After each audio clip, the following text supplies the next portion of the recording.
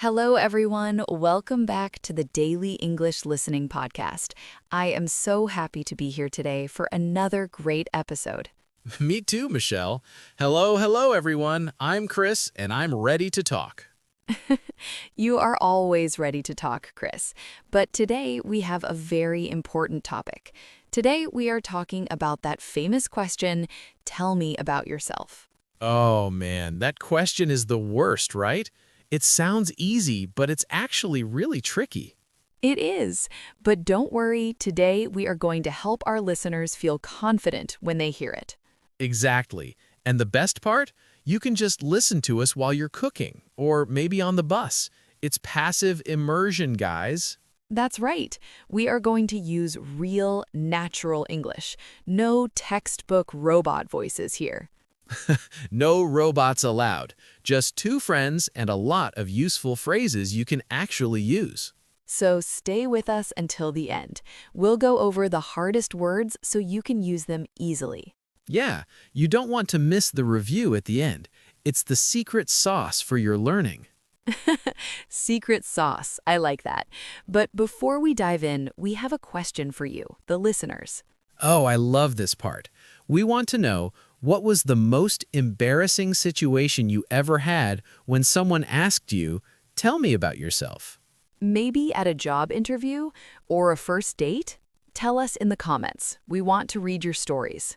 Seriously, tell us everything. I have some bad stories, Michelle. I'm sure you do, Chris. But let's start with the basics. Where do people actually ask this question? Well, obviously, the big one is a job interview.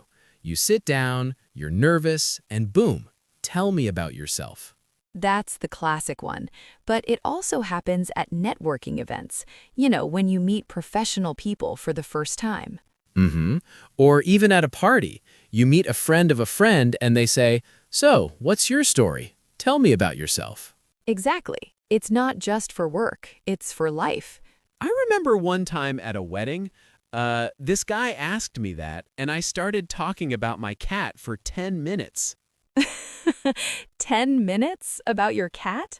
Well, she's a very interesting cat, Michelle. I'm sure she is, but that's a perfect example of what not to do.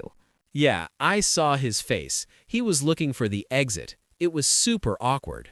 And that's why we need to understand our background. Wait, background? Like the wall behind me? No, Chris. In this context, your background means your history, your education, and your past jobs. Ah, okay. So like my life story in a professional way. Exactly. It's where you come from, professionally speaking. You need to summarize it. Got it. So my background is in marketing, or my background is in teaching. Perfect. See? You're already using it. I'm a fast learner, but honestly, summarizing your whole life is hard. It is. Many people make the mistake of telling their entire life story, from kindergarten to now. Oh man, no one has time for that. Right. You have to be selective. You need to focus on your strength. Now, strength usually means muscles, right? Usually, yes. But when we talk about ourselves, a strength is something you are very good at. Oh, like a talent or a skill. Exactly. Like being organized or being good at solving problems. So I could say, my greatest strength is my ability to talk to anyone. That is definitely true for you, Chris. Thanks. But seriously, knowing your strength helps you answer the question quickly. It does, but there is another common mistake. What's that? Being too humble. Some people are afraid to talk about what they have done well. Oh, I know. They don't want to sound like they are showing off. Right, but you need to mention at least one major accomplishment. Accomplishment. That's a big word. It just means something difficult that you did successfully. Like finishing a big project or winning an award? Exactly. An accomplishment is a win in your career or life. So it's like a trophy made of words. That's a funny way to put it.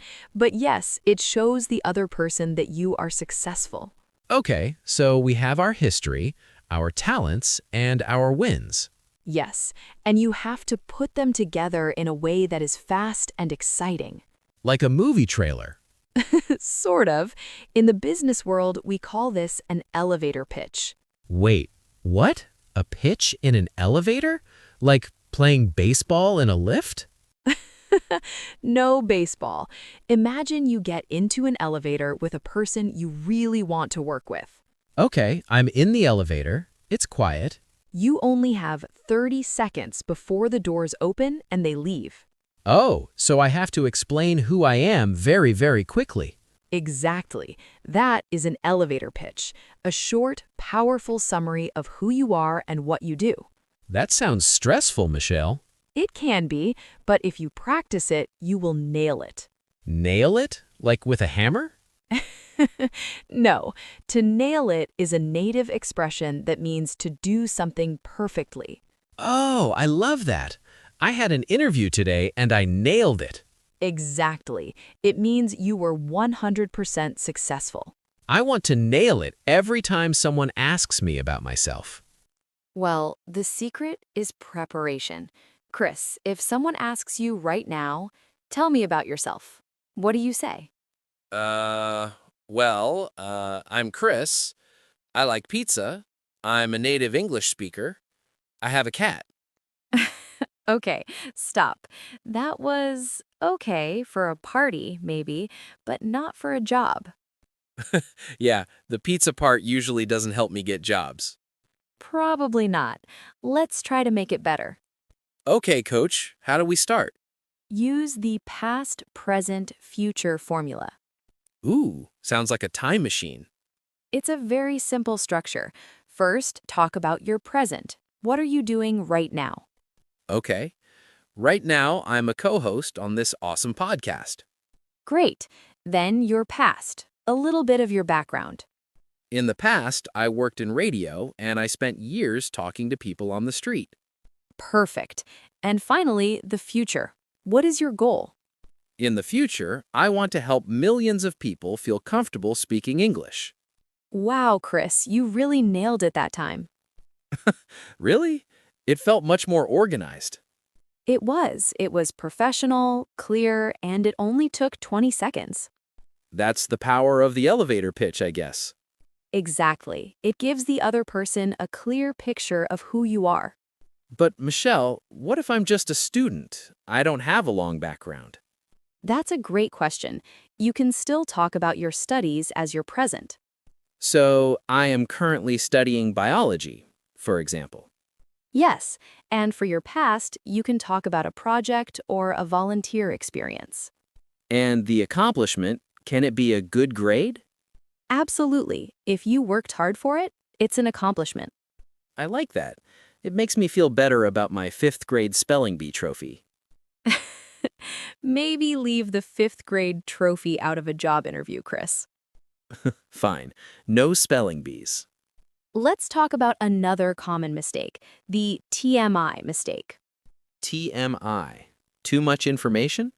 Exactly. Some people start talking about their personal problems. Like, well, I'm looking for a job because my car broke down and my goldfish is sad. Yes, or talking about a bad breakup. Oh no, never talk about your ex in an interview. Please don't. It makes people feel uncomfortable. Yeah, it's like, we just met. I don't need to know about your goldfish's depression. Exactly. Keep it professional and positive. What about humor? Can we use humor? A little bit is good. It shows your personality, but don't be a comedian. So, no knock-knock jokes? Definitely no knock-knock jokes. You're right, Chris. No knock-knock jokes in a professional setting. But let's talk about another big mistake, being too vague. Vague.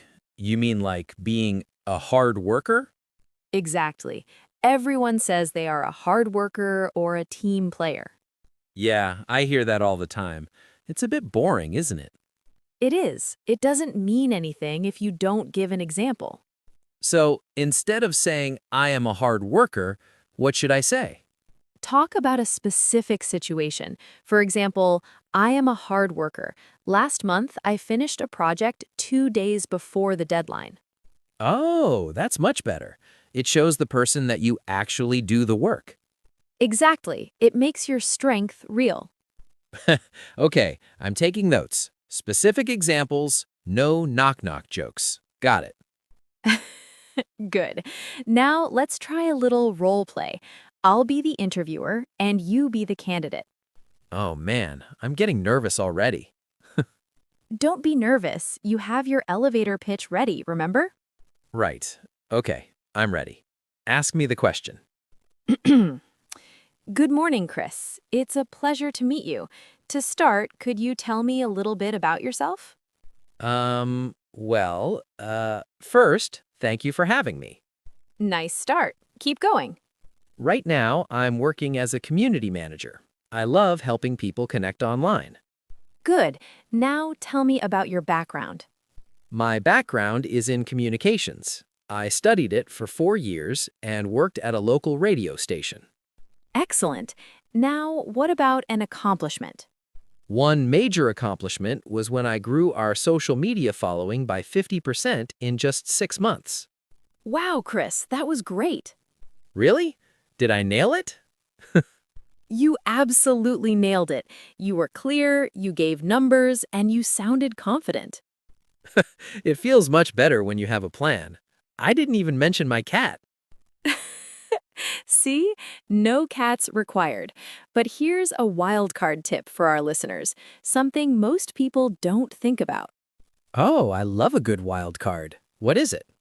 Don't be afraid to mention a hobby, but only if it shows a skill. A hobby? Like, I like playing video games? Well, maybe. If you are the leader of a team in a game, it shows leadership. That's an interesting point of view. Or maybe if I run marathons? Exactly. Running a marathon shows discipline and hard work. Wow, so hobbies are not just for fun. They can be part of my professional image. In many cultures, especially in the US, companies look for cultural fit. They want to know if you are an interesting person to work with. That makes sense. I'd rather work with someone who runs marathons than someone who, well, just sits around. Right. It adds a human touch to your professional background. I like that. I'm a communications expert and a marathon runner. Sounds cool, right? It sounds very cool, Chris. But remember, keep it short. Don't spend 10 minutes on the marathon. Right. One sentence is enough. Exactly. Now, let's talk about the future part of the answer. Why is this important? I guess it shows that you have goals. You're not just looking for any job. Yes, it shows that you want this job specifically. So I should say something like, I want to bring my skills to this company and help it grow. That's perfect.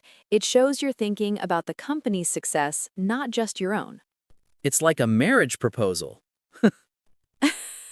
A little bit. You're saying, I'm the right person for you. Man, introducing yourself is like a whole science. It is a skill, Chris, and like any skill, you need to practice. Practice makes perfect. Or, as we say, practice helps you nail it. Exactly. I recommend our listeners record themselves on their phones. Oh, that's a great idea. Listen to your own voice. Yes, listen for those uhs and Try to make it smoother every time. And maybe time yourself? Like try to keep it under 1 minute? Yes, a 1-minute elevator pitch is the perfect length. Okay, I'm going to practice mine tonight. Michelle, I'm going to be the king of introductions. I believe in you, Chris. But before we finish, let's move to our pedagogical section. Yes, let's review those tricky words we learned today. Okay, everyone, let's go over the tricky words and concepts we learned today. The first one was background. Right. Remember, background is a noun. It refers to your experience, education, and the things that happened in your past. For example, the company is looking for someone with a background in sales. Great example. It's not just the background of a picture, it's the background of your life. Got it. And the second one was strength. This one is a tricky one to pronounce. Strength. It means a specific quality or skill that makes you effective. Like her greatest strength is her patience. Exactly. And the plural is strengths. It's hard to say, so practice it. Strengths. Strengths. Whew, that's a workout for my tongue. It really is. The third word was accomplishment. This one is long. Accomplishment. It is. An accomplishment is something you achieved, especially something that required a lot of effort. Like completing the course was a huge accomplishment for him. Exactly. It's more than just a task. It's something you are proud of. Okay. Then we had our native expression, to nail it. I love this one. To nail it means to do something perfectly or successfully. I was worried about the presentation, but I nailed it. Yes, it's very common in casual, everyday English. And finally, we had the elevator pitch. This is a professional concept. It's a very short speech that describes you or an idea in the time it takes to ride an elevator. About 30 to 60 seconds. Exactly. Every student and every professional should have an elevator pitch ready. I'm going to write mine down right now. Hi, I'm Chris. I'm a podcast host with a background in radio. My strength is my voice, and I once nailed it by... Wait, you have to finish the story. I'll save that for the next episode. Fair enough. Well, that's all for today's topic. We hope this helps you feel more confident next time someone says, "Tell me about yourself." Yeah, don't be afraid. You have the tools now. Just practice, and you'll be fine. And don't forget the call to action. Leave a comment below. Yes, tell us about your most embarrassing tell me about yourself story. We want to laugh. We want to support you. Yes, we are here to support you. We've all been there, trust me. Totally. I told you about my cat story. It can't be worse than that. I don't know, Chris. Some listeners might have some very funny stories. Well, I can't wait to read them. Me neither. Thank you so much for listening to the Daily English Listening Podcast. See you in the next one. Bye-bye. Goodbye, everyone. Keep practicing.